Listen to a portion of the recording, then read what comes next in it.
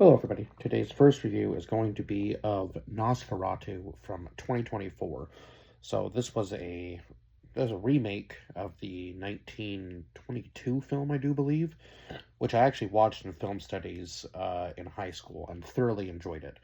So I do have to go back and watch the original, but this one was a very different telling by Robert Eggers, I believe, was the director. Um, I hope that's how you pronounce his name, anyway. But his films are always very similar in their tone, and they're kind of dark gothic themed, uh like, I guess, kind of telling of the story. But I enjoyed it. Like, this was a film that I had my eyes on right from the very first trailer when it came out, and I was like, okay, I have to go see this in theaters. And yeah, I just was blown away by like the visual effects and just the story, the way it was told. Now, I looked at some reviews and it was getting a little bit of hate. uh, Now, I think it's kind of one of those things where you're either a fan of these, like, kind of like slow storytelling types of movies, where they do it in like, I guess you could almost say like, uh, oh, how would I describe it? It's almost, yeah, just like a slow telling. But this one was much, I think, much darker than the original movie, obviously. Now, I think the first one was one of the very first, like, vampire horror films that we've ever gotten. So it would have been, more than terrifying for its time, right? But this one was just, I think, well, I mean, we've come so far with the way films are made, right? So I feel like this one was just a much darker telling, but yeah, it still had the same kind of like tone to the story, obviously, um, which was good. Like, kind of following like the original script, but also adding like its own flair to it in a sense as well, right? And kind of a lot more in depth with the characters. Obviously, it not being a silent film, right, this time around. So that was a that was a nice touch. Not that they couldn't do a good silent film today. I feel like, that's something nobody's ever really tried in a long time, as a silent film. Now, there are films that I've watched without any dialogue in them, so I guess you could kind of consider that silent. But in a sense, it's still not, because there's still like background noise and stuff, right? So a true silent film is no sound with just music and like them kind of showing you what they're saying, scene through scene. I think that would be cool. I would definitely go watch like a silent film. Um, Now, like the old ones, like Charlie Chaplin and Buster Keaton and all those guys that did it back in the day when they were doing like their own stunts and stuff. It was just like exceptional to see uh, that they were, like, that into their craft. Like, they were good at it, right?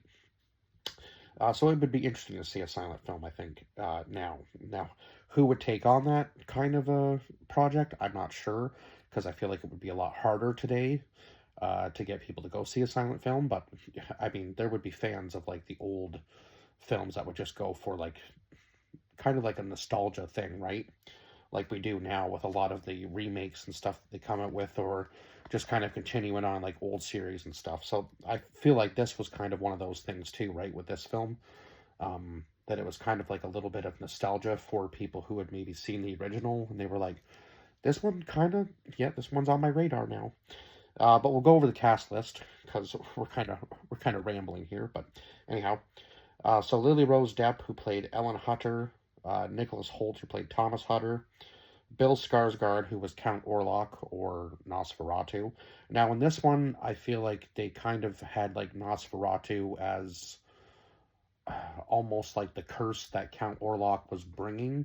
So it was almost kind of like, again, like I said, it was like almost like the same telling, but they kind of told it in like a different way. The story was told in a very different way. So yeah, it was unique in this sense. And I never picked up on that the first time I actually watched this through. But yeah, watching it at home when you're by yourself, you can kind of pick up on a few more things, right, that maybe you had missed the first time watching. So yeah, I definitely kind of noticed that it was almost like Count Orlok and Nosferatu were the same thing, or yeah, same being, but like Nosferatu was the plague almost that he brought with him. So it was kind of an interesting take on the story. So Aaron Taylor Johnson, who played Friedrich Harding, Willem Dafoe, who played Professor Elbin, uh, Bockhart von Franz. That's a name and a half. Anna Harding. Oh, sorry. Emma Corrin, who played Anna Harding. My bad. Ralph Ineson, who played Dr. Wilhelm Sievers. And then we had Simon McBurney, who played Nock, who was kind of like, I guess, a servant to Count Orlok and was kind of trying to warn everybody that he was coming, and he was slowly kind of turning into almost like a vampiric like creature himself. So yeah, it was a very dark telling of the story for sure. So at the very beginning, we get this girl who's praying for what seems like some sort of salvation, or like, yeah, I guess in a sense, and she seems to be in some sort of like dream or trance-like state, or maybe even some sort of spell. Um, and of course, that's when we kind of get like the first jump scare of the movie with Count Orlok just showing up. So throughout the story, we kind of get the idea that she's been so that sorry, that Ellen has been connected to Count Orlok for quite some time, and I guess maybe even since she was a child. And then, of course, when she grew up, he, I guess, grew to like love her in a way, just because he was connected to her.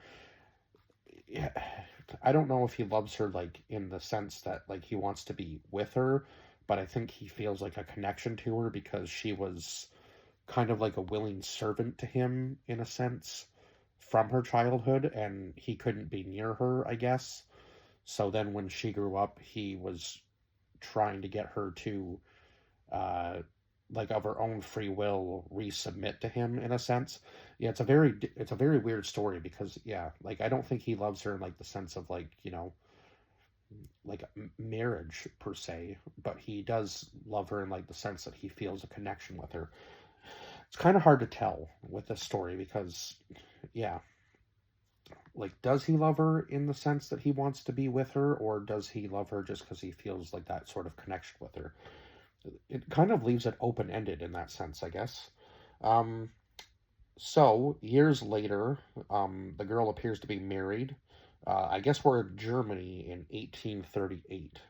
They kind of almost tell us a little bit backwards at the very beginning, but I mean, I'm keeping notes right as I go. So we're so in Germany, 1838. It seems that Thomas, right?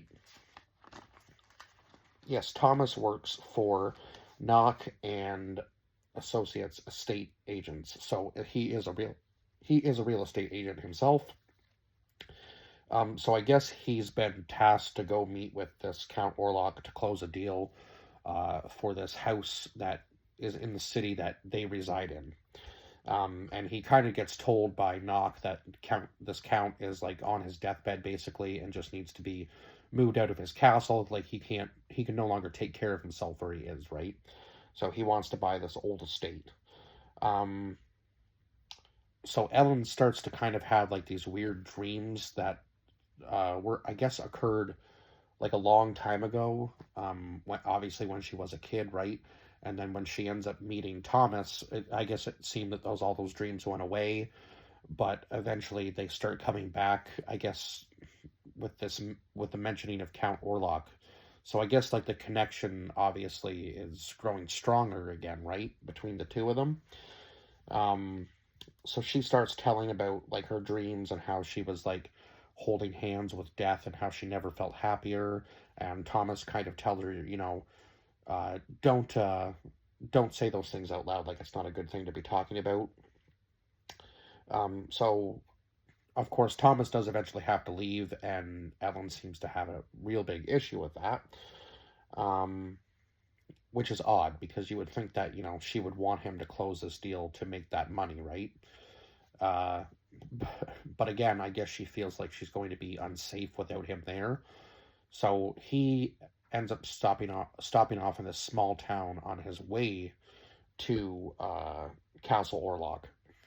I guess that's what I believe that's what he calls it. Yeah, and of course the town folk tell him, not to mention that name, and they try to warn him not to go there, to like turn back, and of course, he doesn't take any of their warnings seriously. And then it seems like he's having a dream, right, when they do this like whole sacrificial thing at night. But then when he wakes up, he's got the mud on his boots, and when he goes out, there's like literally nobody left in the town. Like it seems like they've all disappeared. So he ends up basically walking most of the rest of the way, and then ends up being picked up by a horse-drawn carriage uh, that takes him the rest of the way to the castle. And that was one of the coolest scenes, probably, where the carriage just kind of like rides up towards him just with the horses, and then the door just opens slowly, and he just almost looks like he's floating in. Like the camera shots for some of these scenes were just absolutely cool, and just the like eerie feeling you're getting as you're getting closer to the castle, right? So once inside the castle, Thomas begins to feel like a pretty big, like he's almost experiencing nothing but fear the entire time he's talking to Count Orlok, and I understand because it almost seems like uh, Count Orlok is like demanding certain things from him, right? So eventually, Thomas does try to fight with him on leaving the castle, of course, and Count Orlok demands that he stays. So then Thomas begins to search for a way to escape and ends up finding where Count Orlok has been sleeping. And clearly, at this point, I believe that Count Orlok has kind of started to put his spell again on Ellen. So he's basically got her like transfixed with him at this point, and he's also using I believe he's also using Thomas to like feed on to like gain strength, obviously. So yeah, he's basically made Thomas like his slave at this point. And then yeah, he begins to feed on him, and then I think that's when Thomas ends up like jumping out of the castle basically, and then he is found not too long after that and is rescued and brought back to full health. Well, at least as healthy as he's going to get before he decides that he's going to take off back to Ellen. And then just in between that, the man warns of someone coming and claims to be a servant to said someone. So we already know that he's talking about Count Orlok, and he's saying that Count Orlok is going to come and spread like disease and plague and a whole bunch of other stuff upon the people of the town, and there's nothing they can do to stop it, right? So eventually, Frederick and Dr. Wilhelm have to go to Professor Elman to solve Ellen's sickness, because the doctor says that the professor will know, you know, like the origin of what's happening to Ellen and be able to fix it somehow. Now, eventually, Professor Elban claims that she's being cursed by a demon. And of course, you know, it kind of seems like a little far fetched, right? But as the story goes on, you obviously clearly know that that is pretty much the truth. um, she may not be necessarily possessed, but she is under some sort of spell or like connection with Count Orlok. So it is kind of crazy that he was nearly right. And of course, as Count Orlok grows stronger, I guess basically because now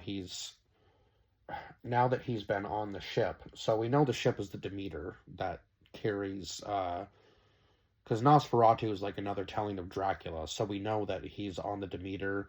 He spreads the plague through the ship there, kills the crew, you know, kind of gains like this full power on that ship. And then, of course, when he reaches land, the plague just kind of spreads with him, right? And that was one of the coolest shots, too, when he is close enough to Ellen that he can finally see her again for the first time. Like the hand reaching out over the city, and just like the giant shadow that it casted. I would love to know how they shot that, because that was just such a cool scene. Um, so, yeah, Count Orlok does arrive at his new home, which was Grunewald Manor. So they did mention why he was buying it, but I can't remember the exact reason. But that is where he was staying. Uh, so Professor Elben finally says the name of the creature Nosferatu, But again, I think this was more like, now he did say it was the bringer of plagues, Nosferatu. So maybe he was naming the creature, but it also felt like, he was talking about like Nosferatu being the plague in a sense too. So yeah, I guess it could have like a double meaning for sure. So Count Orlok gives Ellen 3 nights to submit to him of her own free will, or else he'll just, uh, kill the ones that are close to her, including Thomas. And then he goes after Friedrich's family and ends up killing Friedrich's wife and his 2 kids, which is something that, yeah, I wasn't expecting in this film. Like, I didn't expect him to go after anybody else besides just Ellen, but I guess he's killing the ones that are closer to her to kind of make her submit, right? Which wouldn't necessarily be of her own free will, but I suppose that if he can kind of break her in a sense, then she will feel like it's of her own free will that she's submitting to him.